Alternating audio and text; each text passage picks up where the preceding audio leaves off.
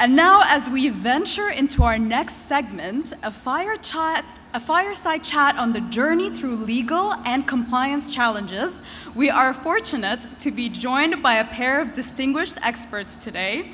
Please join me in welcoming Ms. Solandia Jurdi, a compliance advisor affiliated with Exolo and the founder of Hive Zero, a leading fintech and Web3 consultancy here in the UAE. With her seasoned background in financial crime prevention and compliance, she truly offers profound insights and unparalleled expertise in the blockchain and virtual asset industry.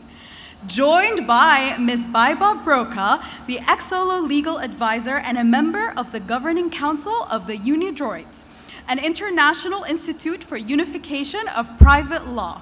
Everyone, please put your hands together in a huge round of applause for these phenomenal ladies. Hello, everyone.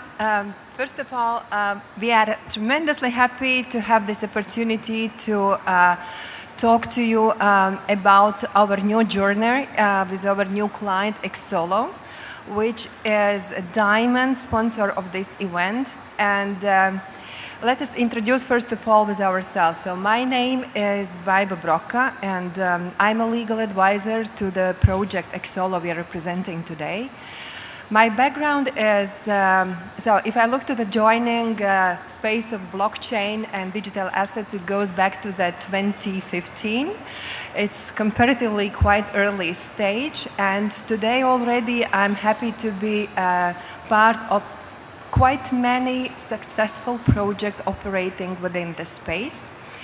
And as previous speakers already introduced, somehow we are going to quite legal chapter of this conference, and we will try not to repeat, but just to put some other insights. But one thing that every lawyer who is working in this space will definitely mention, that our knowledge experience comes by learning by doing. Of course, we went through some of the mistakes that, as the previous speaker, Andre, also very carefully explained.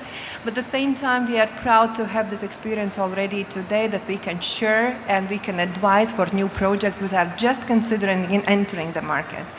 I'm also proud to announce that I am a member of the governing council of the international intergovernmental organization Unidroit, which just recently adopted very important international legal instrument that facilitates and will help to all the legislators over the world.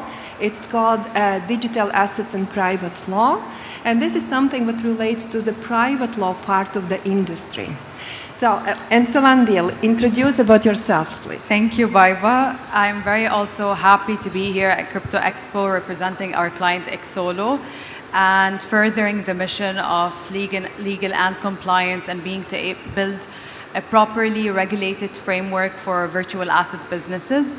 I'm a licensed financial crime prevention expert and regulatory compliance.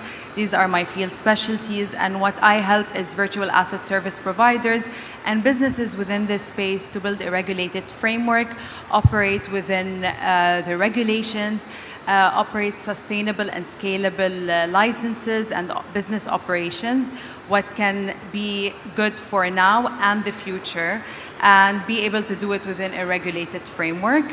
And I will leave the space for Baiba to begin with the legal journey in this field. Yeah, thank you. So, and first of all, I think symbolically, so if we talk about this possibility when the main sponsor of the event usually would use this, this time to ask colorful or marketing people to jump on a stage and to have this beautiful presentation, how to convince to join and to this new project, we see that our client Exolo asked us, lawyers, usually considered to be quite difficult and quite boring speakers. They wanted to us come and introduce why it is so important to build a business from the very beginning in a compliant way. So the company Exolo, already this, statement, Exolo, actually comes with a very grounded and detailed vision and thoughts and philosophy behind the name itself. So it comes with a methodology which brings the specific power and values, this pink stone which comes with the values which are the base and fundamental values how the business should be built.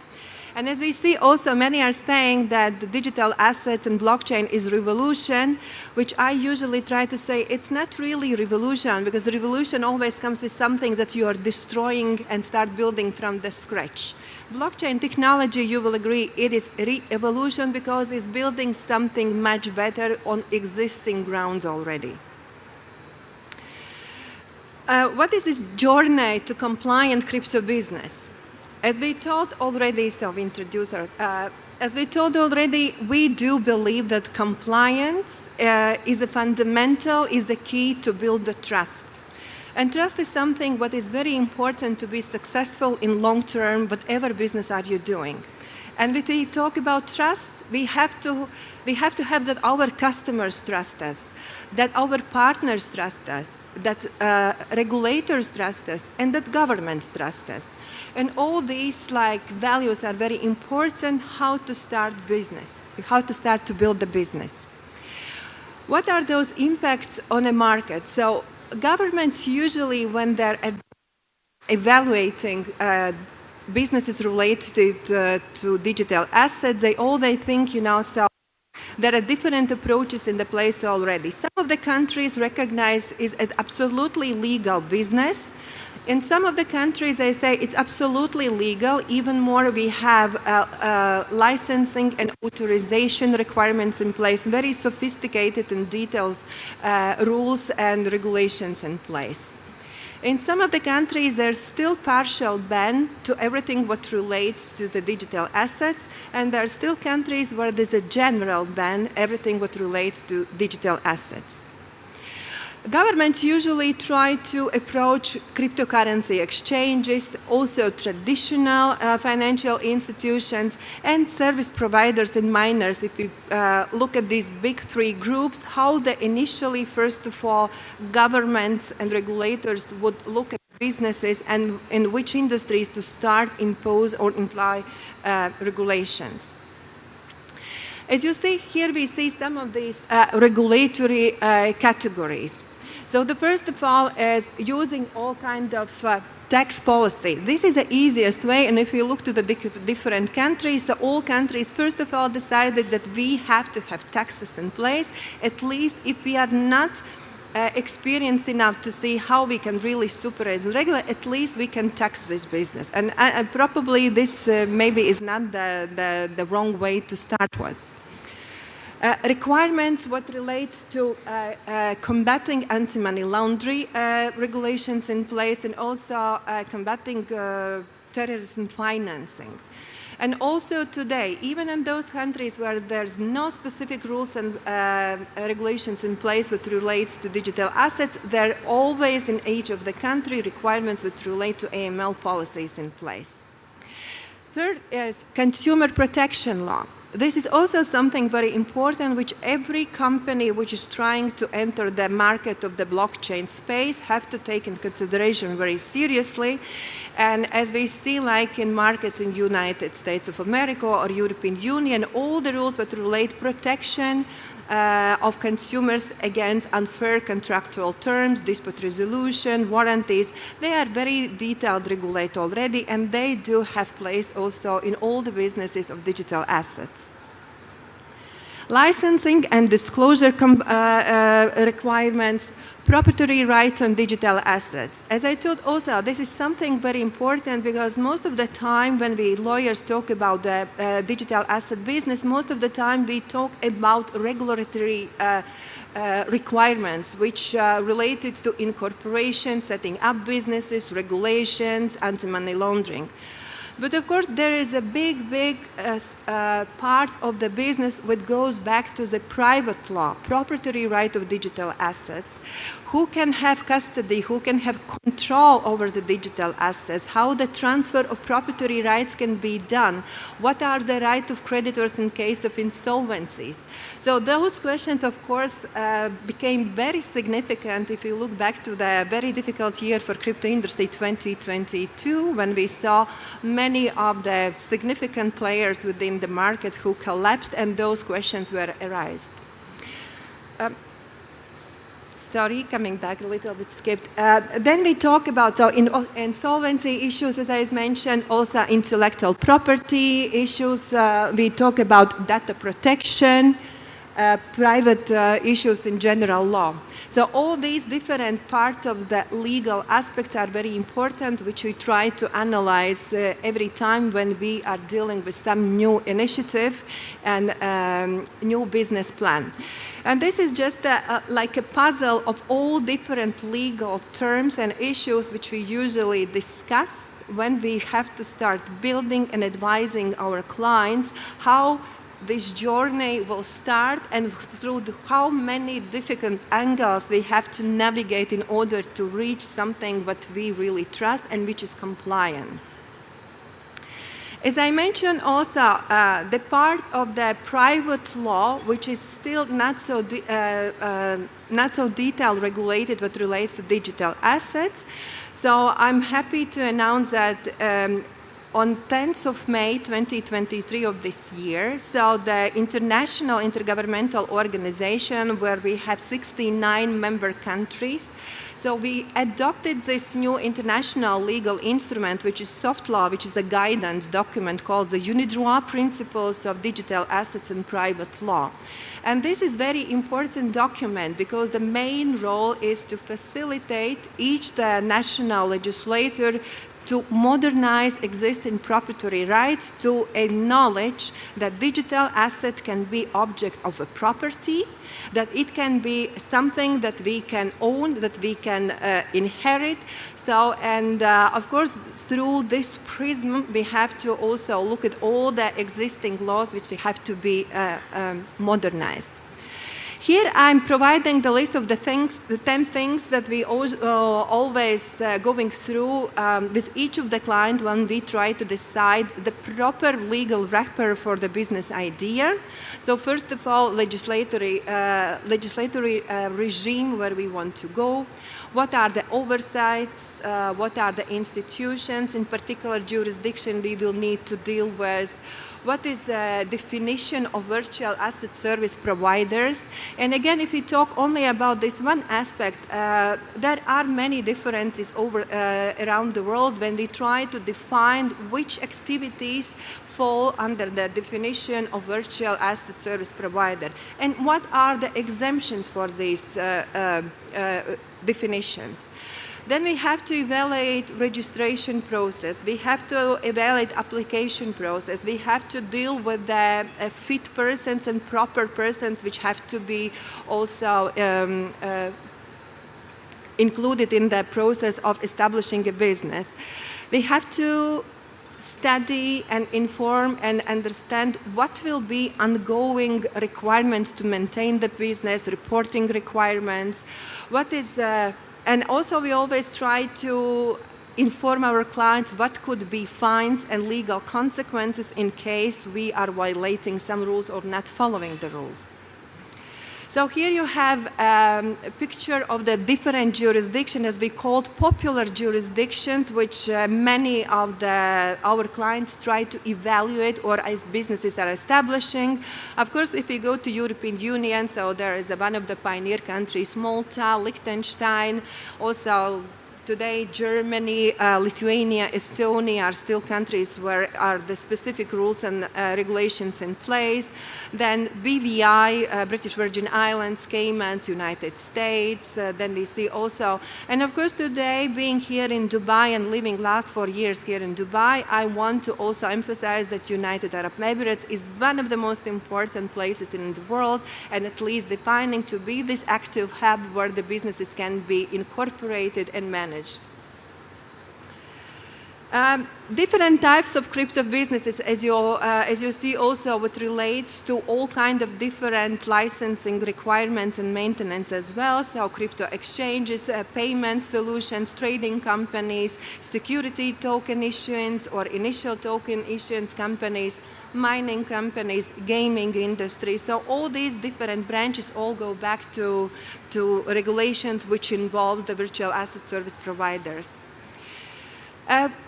very specific actually topic to be analyzed every time goes back when we have to choose and deal with the unique way of the governance within the blockchain, and which comes with the transparency and integrity, security, accountability, sustainability, and operations, and ability to fill promises and obligations towards, again, building the trust obligations toward our customers, toward the regulators, and also our business partners itself.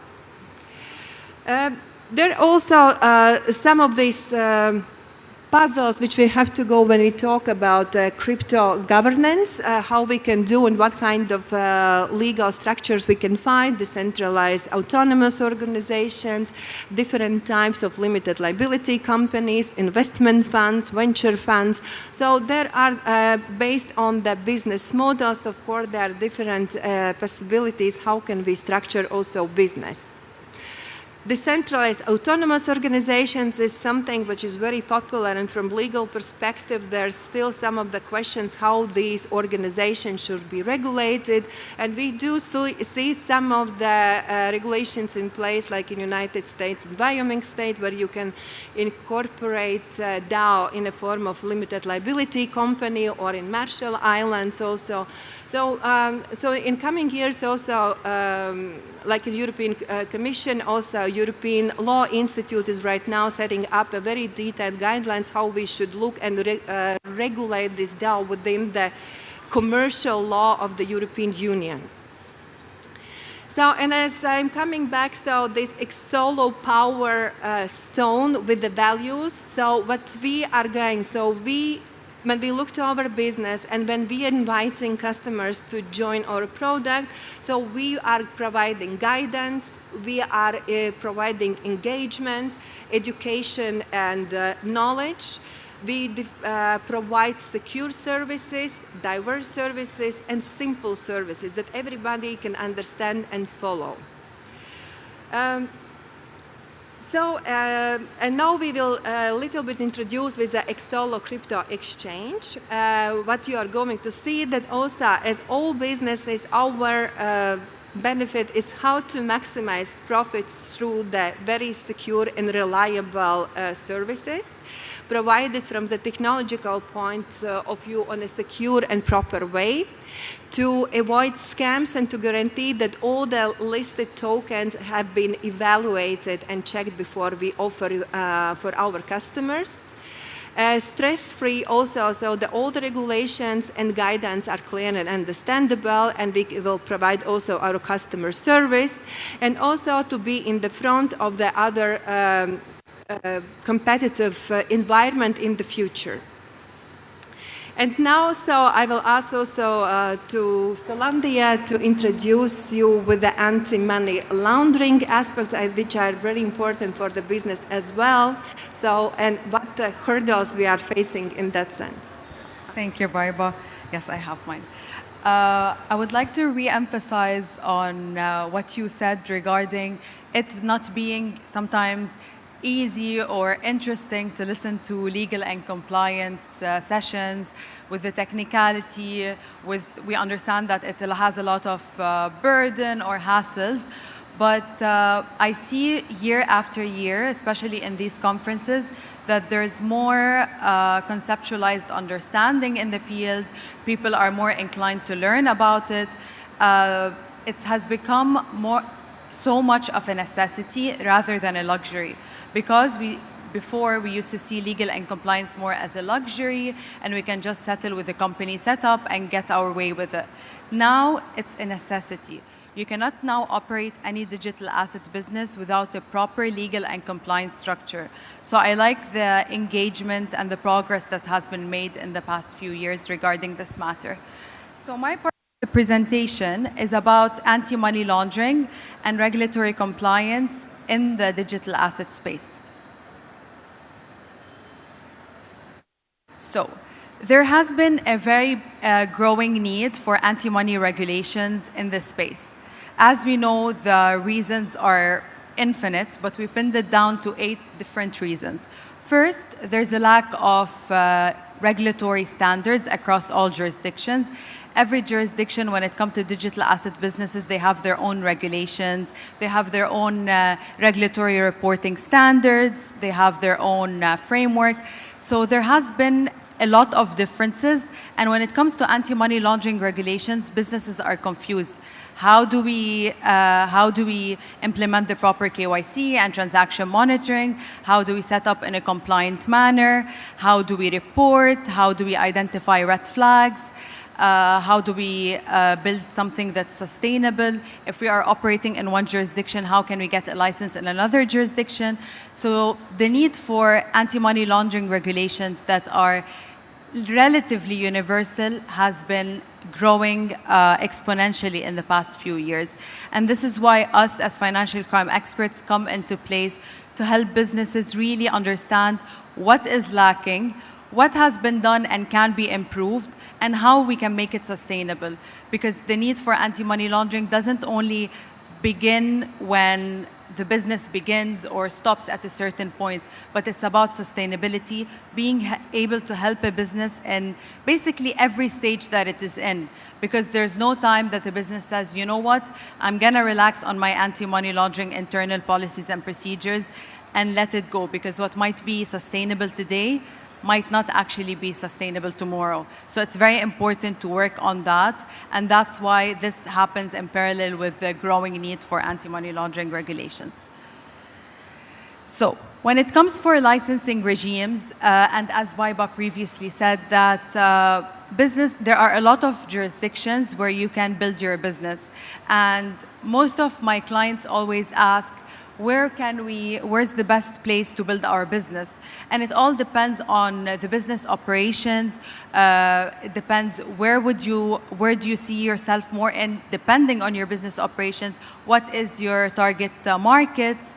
What are you trying to aim to do? So there are a lot of factors that come into place depending on what the client requires and what's more legally appropriate.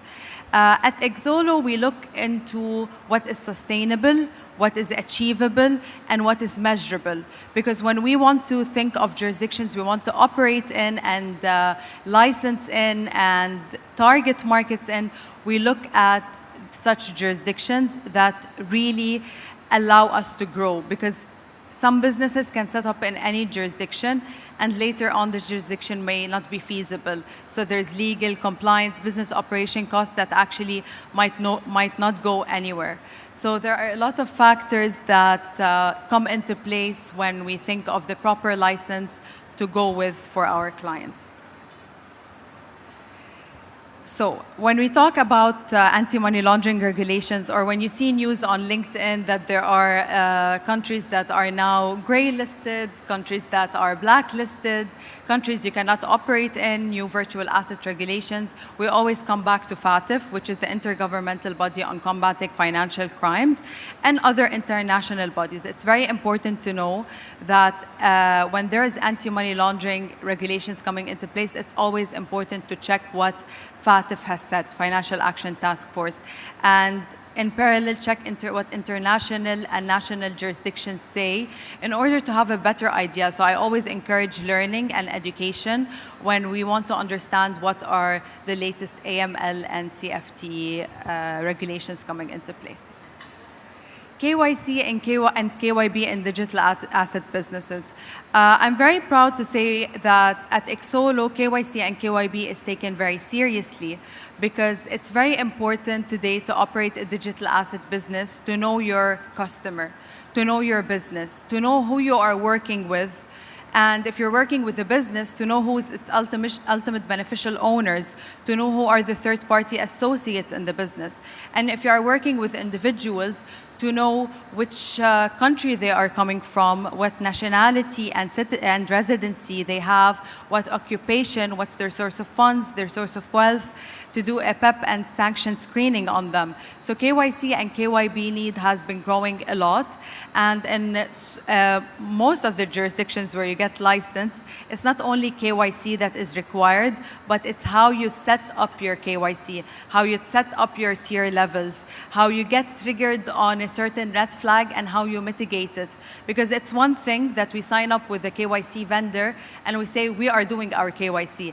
It's another thing to set up from A to Z all the steps it takes to identify a red flag, to assess what this suspicious activity is, to mitigate it, to report it, and to do record keeping. So it's a very, I would say, long process, not complex with the proper training, but it's more essential than a lot of businesses deem it to be. So I'm proud to say that this is a very big mission for Exolo, and something that most of the people that we work with are very passionate about, not only doing what's best now, but doing what's best in wherever they operate. And it's also important when we talk about KYC and KYB because we are in digital asset space, we know that we don't do KYC and KYB like we did in banking before. Now there is artificial intelligence and machine learning with the third-party vendors we use. So it's also very important to do our due diligence with third-party vendors we work with, implement proper AI, proper machine learning to be able to minimize human error, but allow manual intervention when it's necessary. Here, I have put risk parameters for KYC and risk parameters for KYB in the slide after that we have discussed. It's very important to acquaint ourselves with these parameters when we work with anyone, when you sign a contract with anyone, when you onboard anyone on your crypto business, when you want to invest in any project or receive any investment. It's very important to acquaint yourself who you do business with. Whether it's an individual or it's an entity, it's very important to, whether you're implementing a third-party vendor or you're doing it manually, to be able to implement these measures. Transaction monitoring, mission and vision. KYC is one part of compliance and AML. Another part is transaction monitoring, because you might onboard very fit or clean people onto your digital asset business, but it's one thing that you clear yourself from. Monitoring transactions, whether through service categories when you talk about digital asset transactions on the blockchain, or whether through behavioral patterns, this is very important. It's important, two things I pay very close attention to. First is trained compliance officers. It's very important that when you want to follow or abide by AML strategies, to have properly trained staff. So many businesses fail or receive fines and penalties for transaction monitoring matters because they don't have the right staff. And second of all is use a third-party vendor that is reputable and that has proper AI and machine learning, because now there's a lot of vendors that put through its marketing envelope, I would say, AI, machine learning, and all that. But it's very important to work with good transaction monitoring or KYC vendors. When we talk about transaction monitoring, we talk about being able to see the alerts on the blockchain, being able to identify direct and indirect hops on the blockchain, and being able to take actions afterwards. It's one thing to identify something on the blockchain. I see suspicious activities, I see a cluster related to terrorist financing, but it's another thing to dismiss the risk, to be able to report it to the superior, being able to monitor it on the blockchain and whatnot. So innovation and transaction monitoring has been very prominent, and we love to see the advancement in the field regarding that matter. Leveraging modern tech in AML. As I have been explaining, it's very important to have the right technology when you want to do anti-money laundering. Before it, or maybe traditionally, it's seen as something that is very far away from tech, but that's why today we talk about RegTech. That's why we talk about regulating technology, and that's why we talk about anti-money laundering within this field. It's more connected than we know, but all we lack, maybe as a professional in the field, I would say that all we lack is more awareness. We need businesses to really understand the necessity of properly taking anti-money laundering seriously and regulatory compliance, and be able to implement it in everyday behavior. Because just like a habit, it takes maybe 21 days to do. Regulatory compliance and anti-money laundering, within the first month of working with a business, it can at least build a block that can eventually build the whole tower. So it's very important to take baby steps when we work in anti-money laundering. Even for a business that does not have a framework yet, it's very important to start somewhere. Exolo. So why does Exolo have a competitive advantage, I would say, and would have a feature that really speaks to the people? Because at Exolo, we understand that not everyone has crypto experience. Not everyone maybe has been in the field for so long and has maybe exposure to the market. And that's why Exolo, through its educational mission as well, speaks to people like that. And I will be checking with you the points that we put together. First, we understand that people are sometimes uncertain if they want to join the market or not. They don't know if it's the right place to do. Their knowledge might be limited. They feel alone and alienated in the field. They feel insecure, and people feel a bit passive and not into basically everything that the field is, because it's a scary field. We hear more about crypto failures than crypto successes. And that's why Exolo basically acknowledges all these points, and through its educational and awareness mission, transforms these thoughts into something else. First, to become confident. We are there to help you be confident and understand that if you can do it now, you can learn how to do it, and you can onboard yourself on an exchange and take it further. Empowered.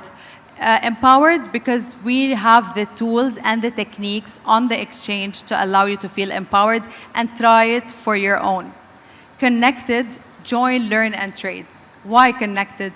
Because you are not alone. You are able, when you join a platform and you feel like a part of a bigger community, you do understand the bigger mission of digital assets and why it's revolutionary and why it's targeted towards a big change in life. Secure. Why secure? Secure is the most important thing I think me and Baiba always talk about, because it's one thing to trade in digital assets or encourage digital asset trading, but it's very important when you do it in a safe place. When you do it with a place that takes care of custody, they take care of business operations, of customer support, of your anti-money laundering measures. So it's very important to work in somewhere that is secure, somewhere that is safe, somewhere where basically you can sleep when you know your money is somewhere else. So taking care of that measure is something that at Exolo we hold very dearly to us. And active. Active instead of passive, because it's a continuing learning curve, and it's a continuing learning hub that together we can grow, together we can contribute further to society, to the community, to the digital asset changes, and to the blockchain world that we all, in one way or another, are part of it. Some have not maybe admitted to themselves that they are part of the blockchain world, but in one way or another, if we are not now, we will be in the future. So I would like to thank you all for listening to me and Baiba in this speech, and we encourage you to really dip into this field, understand more about legal and compliance regulations, but most importantly than all, be a part of this community. Thank you.